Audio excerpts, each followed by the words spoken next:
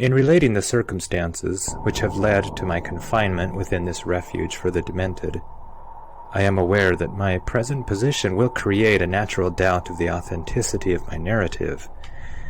It is an unfortunate fact that the bulk of humanity is too limited in its mental vision to weigh with patience and intelligence those isolated phenomena seen and felt only by a psychologically sensitive few, which lie outside its common experience. Men of broader intellect know that there is no sharp distinction betwixt the real and the unreal, that all things appear as they do only by virtue of the delicate individual physical and mental media through which we are made conscious of them. But the prosaic materialism of the majority condemns as madness the flashes of supersight which penetrate the common veil of obvious empiricism. My name is Jervis Dudley, and from earliest childhood I have been a dreamer and a visionary, wealthy beyond the necessity of a commercial life, and temperamentally unfitted for the formal studies and social recreations of my acquaintances. I have dwelt ever in realms apart from the visible world, spending my youth and adolescence in ancient and little-known books, and in roaming the fields and groves of the region near my ancestral home. I do not think that what I read in these books or saw in these fields and groves was exactly what other boys read and saw there, but of this I must say little, since detailed speech would but confirm those cruel slanders upon my intellect which I sometimes overhear from the whispers of the stealthy attendants around me. It is sufficient for me to relate events without analyzing causes. I have said that I dwelt apart from the visible world, but I have not said that I dwelt alone. This no human creature may do, for lacking the fellowship of the living, he inevitably draws upon the companionship of things that are not, or are no longer, living. Close by my home there lies a singular wooded hollow, in whose twilight deeps I spent most of my time reading, thinking, and dreaming. Down its moss-covered slopes my first steps of infancy were taken, and around its grotesquely gnarled oak trees my first fancies of boyhood were woven. Well did I come to know the presiding dryads of those trees, and often have I watched their wild dances in the struggling beams of a waning moon, but of these things I must not now speak. I will tell only of the lone tomb in the darkest of the hillside thickets, the deserted tomb of the Hydes, an old and exalted family whose last direct descendants had been laid within its black recesses many decades before my birth. The vault to which I refer is of ancient granite, weathered and discolored by the mists and dampness of generations. Excavated back into the hillside, the structure is visible only at the entrance. The door, a ponderous and forbidding slab of stone, hangs upon rusted iron hinges, and is fastened ajar in a queerly sinister way by means of heavy iron chains and padlocks, according to a gruesome fashion of half a century ago. The abode of the race whose scions are here inured had once crowned the declivity which holds the tomb, but had long since fallen victim to the flames which sprang up from a disastrous stroke of lightning. Of the midnight storm which destroyed this gloomy mansion, the older inhabitants of the region sometimes speak in hushed and uneasy voices, alluding to what they call divine wrath, in a manner that in later years vaguely increased the always strong fascination which I felt for the forest-darkened sepulchre. One man only had perished in the fire.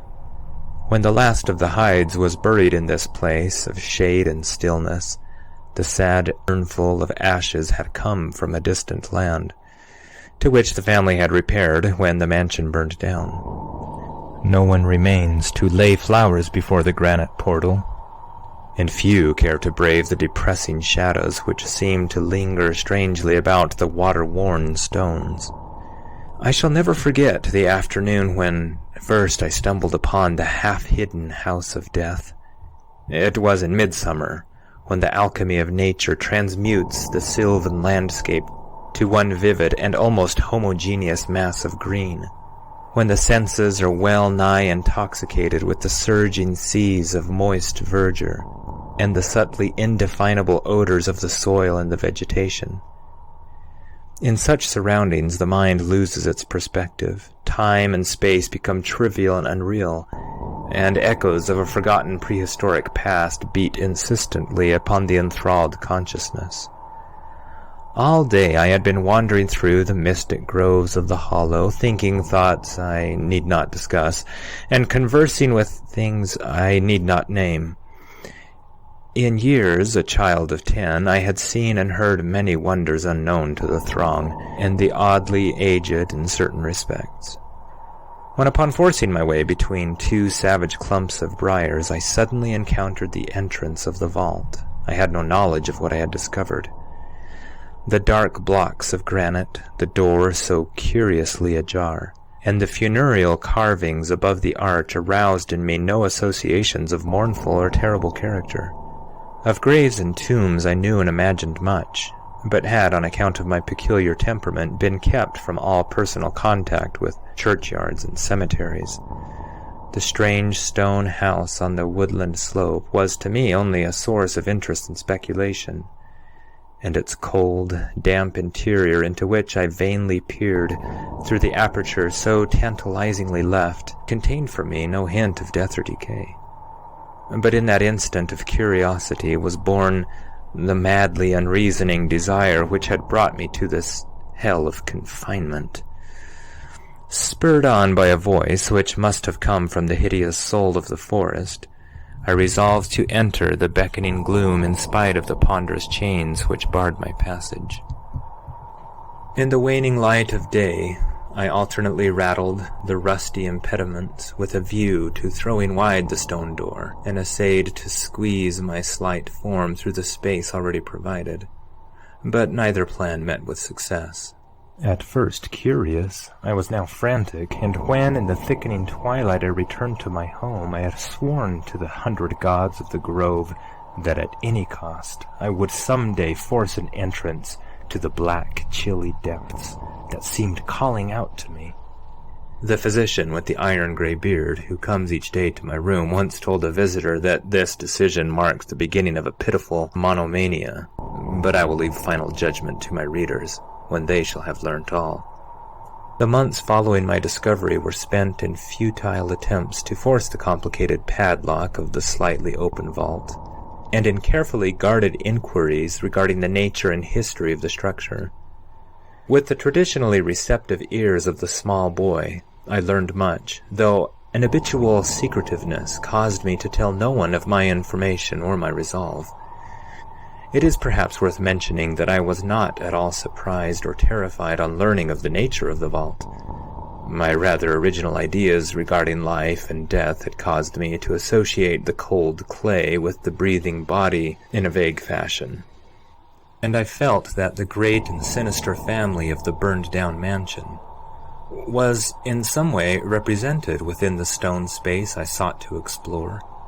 Mumbled tales of the weird rites and godless revels of bygone years in the ancient hall gave to me a new and potent interest in the tomb, before whose door I would sit for hours at a time each day. Once I thrust a candle within the nearly closed entrance, but could see nothing save a flight of damp stone steps leading downward.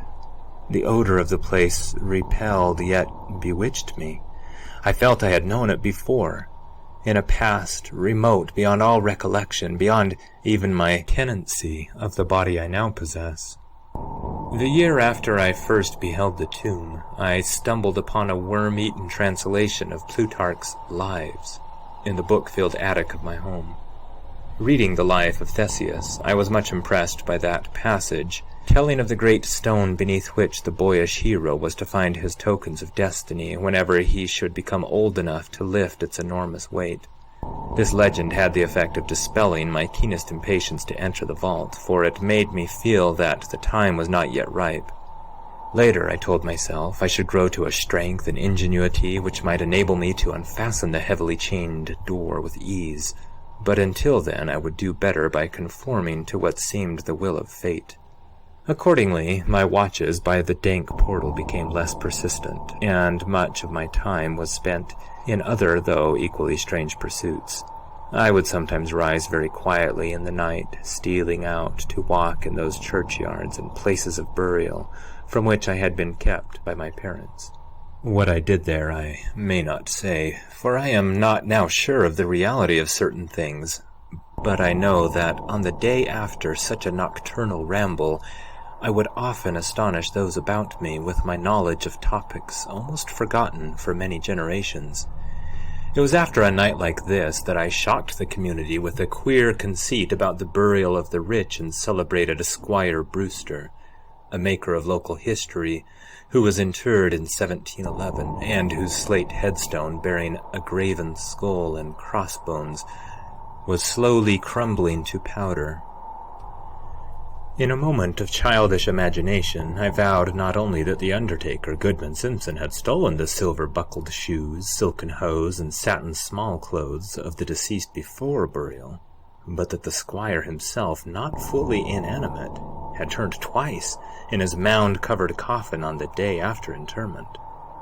But the idea of entering the tomb never left my thoughts, being indeed stimulated by the unexpected genealogical discovery that my own maternal ancestry possessed at least a slight link with the supposedly extinct family of the Hydes.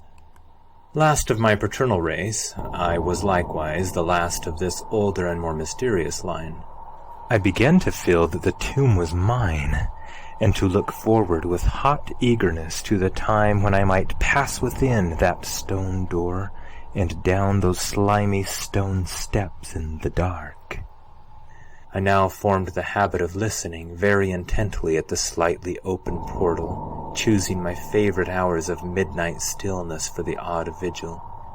By the time I came of age, I had made a small clearing in the thicket before the mold-stained facade of the hillside, allowing the surrounding vegetation to encircle and overhang the space like the walls and roof of a sylvan bower. This bower was my temple, the fastened door my shrine, and here I would lie outstretched on the mossy ground, thinking strange thoughts and dreaming of strange dreams. The night of the first revelation was a sultry one. I must have fallen asleep from fatigue, for it was with a distinct sense of awakening that I heard the voices. Of those tones and accents I hesitate to speak. Of their quality I will not speak, but I may say that they presented certain uncanny differences in vocabulary, pronunciation, and mode of utterance. Every shade of New England dialect, from the uncouth syllables of the Puritan colonists to the precise rhetoric of 50 years ago, seemed represented in that shadowy colloquy, though it was only later that I noticed the fact. At the time, indeed, my attention was distracted from this matter by another phenomenon, a phenomenon so fleeting that I could not take oath upon its reality. I barely fancied that as I awoke, a light had been hurriedly extinguished within the sunken sepulchre. I do not think I was either astounded or panic-stricken, but I know that I was greatly and permanently changed that night. Upon returning home, I went with much directness to a rotting chest in the attic, wherein I found the key, which next day unlocked with ease the barrier I had so long stormed in vain. It was in the soft glow of late afternoon that I first entered the vault on the abandoned slope. A spell was upon me, and my heart leaped with an exultation I can but ill describe. As I closed the door behind me and descended the dripping steps by the light of my lone candle, I seemed to know the way, and though the candle sputtered with the stifling reek of the place, I felt singularly at home in the musty charnel house air. Looking about me, I beheld many marble slabs bearing coffins, or the remains of coffins. Some of these were sealed and intact, but others had nearly vanished, leaving the silver handles and plates isolated amidst certain curious heaps of whitish dust. Upon one plate I read the name of Sir Geoffrey Hyde, who had come from Sussex in 1640 and died here a few years later. In a conspicuous alcove was one fairly well-preserved and untenanted casket, adorned with a single name, which brought to me both a smile and a shudder. An odd impulse caused me to climb upon the broad slab, extinguish my candle, and lie down within the vacant box. In the gray light of dawn I staggered from the vault and locked the chain of the door behind me.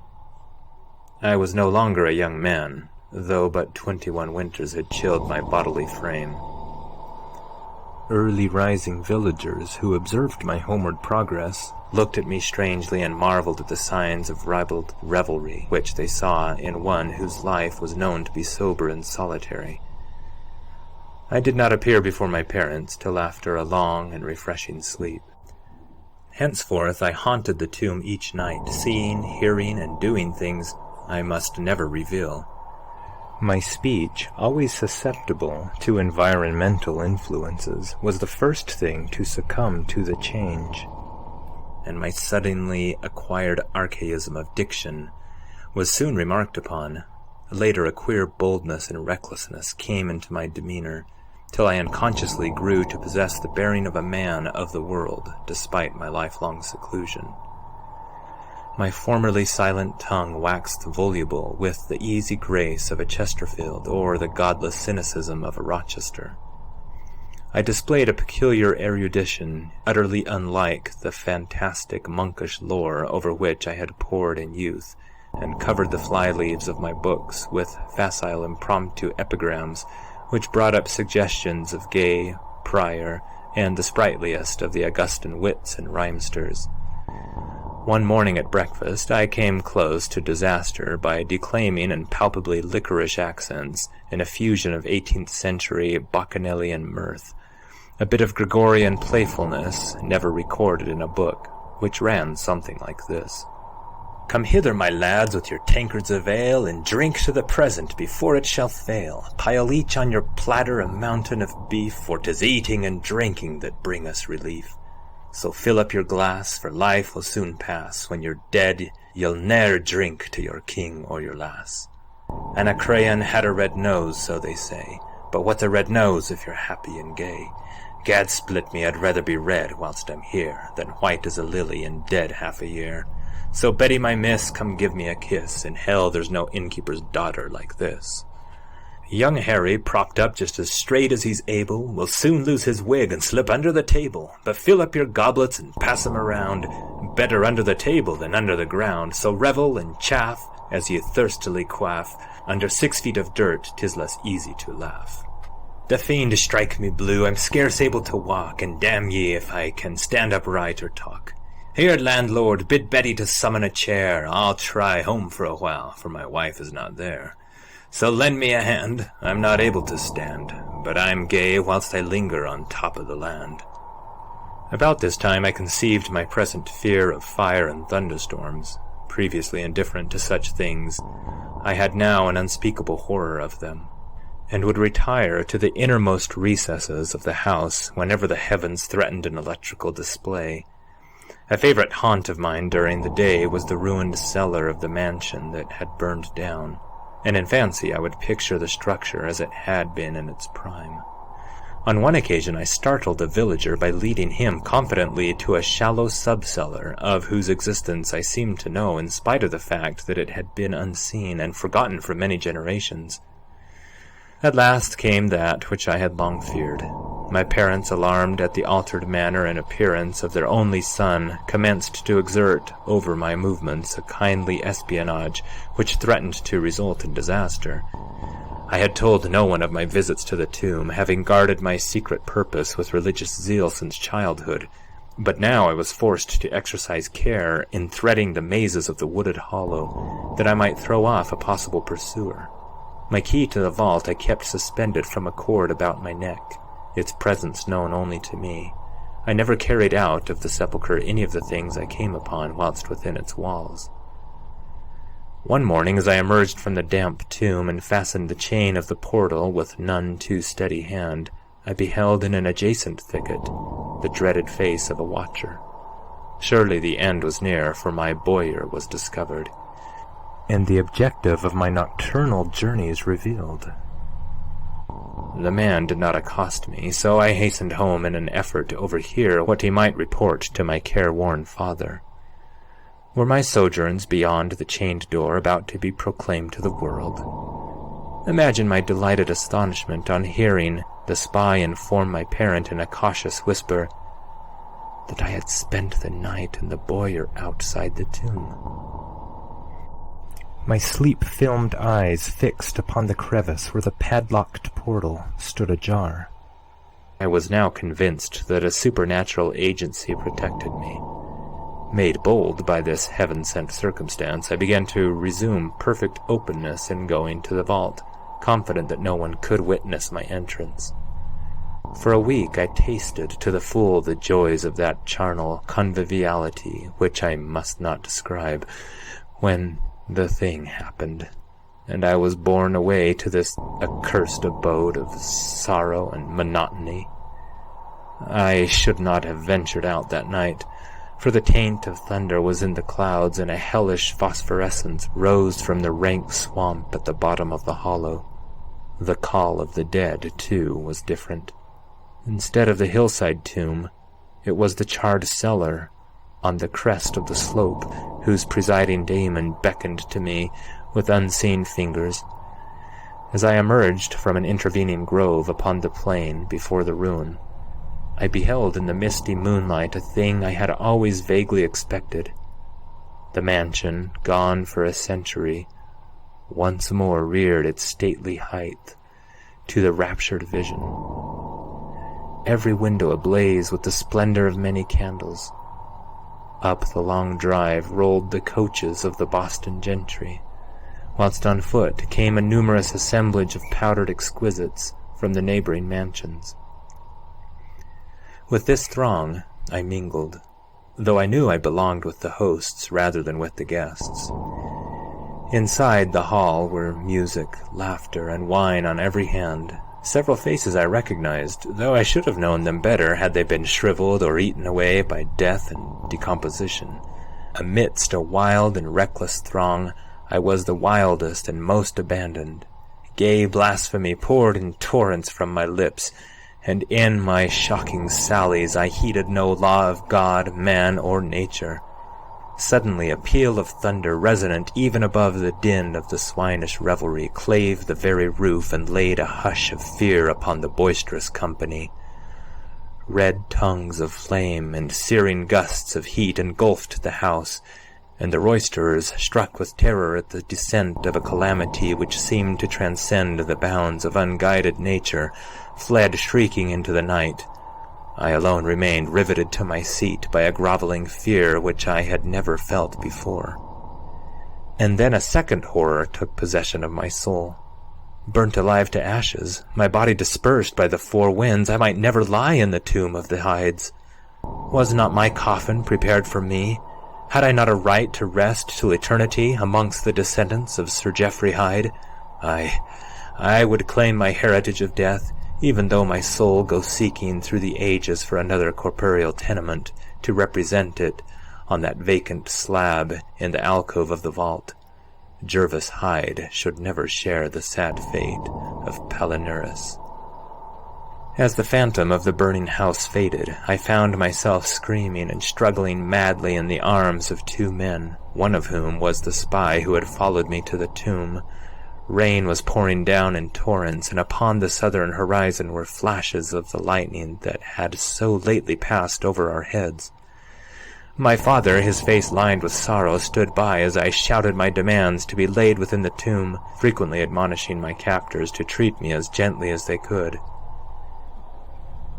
A blackened circle on the floor of the ruined cellar told of a violent stroke from the heavens. And from this spot a group of curious villagers with lanterns were prying a small box of antique workmanship which the thunderbolt had brought to light. Ceasing my futile and now objectless writhing, I watched the spectators as they viewed the treasure trove, and was permitted to share in their discoveries. The box, whose fastenings were broken by the stroke which had unearthed it, contained many papers and objects of value. But I had eyes for one thing alone. It was the porcelain miniature of a young man in a smartly curled bag wig, and bore the initials J.H. The face was such that as I gazed I might well have been studying my mirror. On the following day I was brought to this room with the barred windows, but I have been kept informed of certain things through an aged and simple-minded servitor, for whom I bore a fondness in infancy, and who, like me, loves the churchyard. What I have dared relate of my experiences within the vault has brought me only pitying smiles. My father, who visits me frequently, declares that at no time did I pass the chained portal, and swears that the rusted padlock had not been touched for 50 years when he examined it.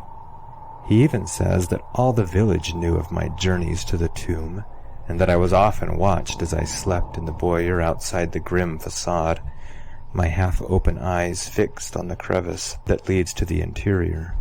Against these assertions I have no tangible proof to offer, since my key to the padlock was lost in the struggle on that night of horrors. The strange things of the past which I learnt during those nocturnal meetings with the dead he dismisses as the fruits of my lifelong and omnivorous browsing amongst the ancient volumes of the family library. Had it not been for my old servant Hiram, I should have by this time become quite convinced of my madness. But Hiram, loyal to the last, has held faith in me, and has done that which impels me to make public at least a part of my story. A week ago he burst open the lock which chains the door of the tomb perpetually ajar, and descended with a lantern into the murky depths. On a slab in an alcove he found an old but empty coffin, whose tarnished plate bears the single word, Jervis. In that coffin, and in that vault, they have promised me I shall be buried.